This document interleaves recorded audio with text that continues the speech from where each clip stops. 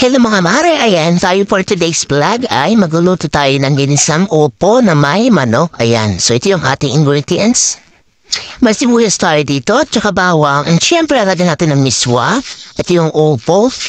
Tapos meron tayong ilalagay na chicken. Ayan, pinapalambot ko pa yung chicken. So mamaya.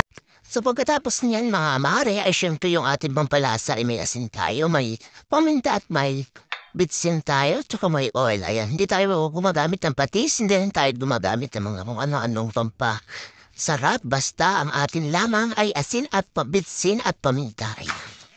So simulan na natin yung pagkagayat mga mare. At masarap kasi yung maraming bawang. Tapos, may sibuyas pa na isang buo. Ayan.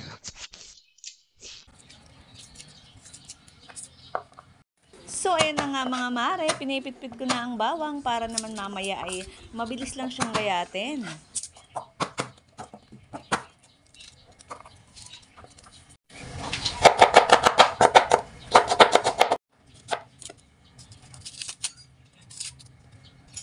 Isunod na nga rin natin sa paggayat ang sibuyas, mga mare, nang tayo matapos na. Pagkatapos nga niyan, ay bibiakin natin yung upo, pagdadalbahin natin bago natin gamitin ang peeler para mas mabilis siyang mabalatan.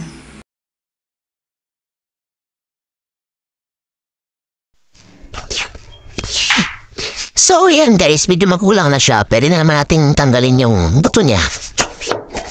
Pagka ganun. Ayan. Ito yung tanggalin yung buto. Gusto naman tanggalin yan. Yan o. Tanggalin na natin guys kasi hindi ako mahilig ganun sa buto ng upo. Lalo pag ganito. Pero pag sobrang late naman yung buto, hindi mo na kailangan tanggalin yan.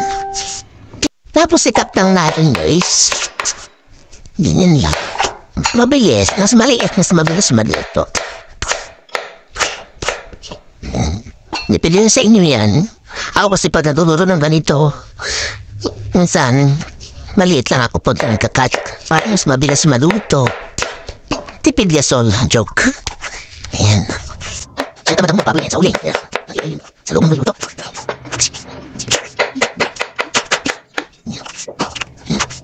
Hindi siya lang, ganito lang sa kalaki. Yan yung simple na cut. Siyempre, hindi mawawala yung ating panglahok na manok. Ayan. So, Simulan na nga natin gayatin ng manok nang makaluto na tayo mga mare. At dahil dalawa yan, ay gagayatin muna natin yung isa. Katamtaman lang po ang gayat ng karne ng manok. Depende na po sa inyong gusto. Kung gusto nyo pong maliit or medyo malaki. So yan, dalawa yung ating ilalahok para medyo marami. So ayan na nga mga mare.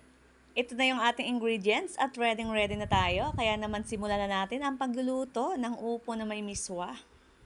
Nilagyan ko na nga rin ng asin yung ating manok para naman may lasa na siya.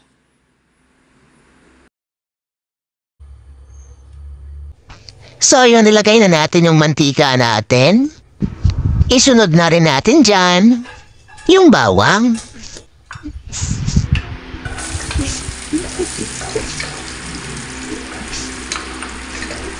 Papulahin lang natin ng konti. Oops, may napasama pambalat ng bawang. Sorry naman. Pagkatapos, ilagay na rin natin yung ating sibuyas.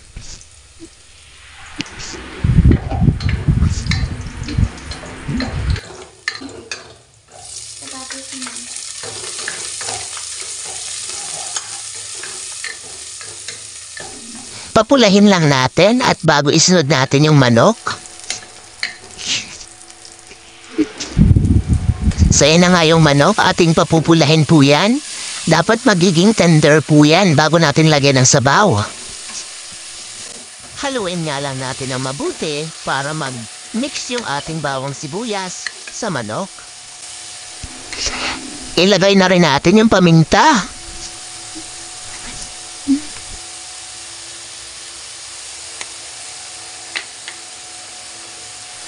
Tsaka yung ating bitsin or Ajinomoto. At pagkatapos nga yan ay hahaluin lang natin. Tapos tatakpan lang natin yan hanggang lumambot yung manok.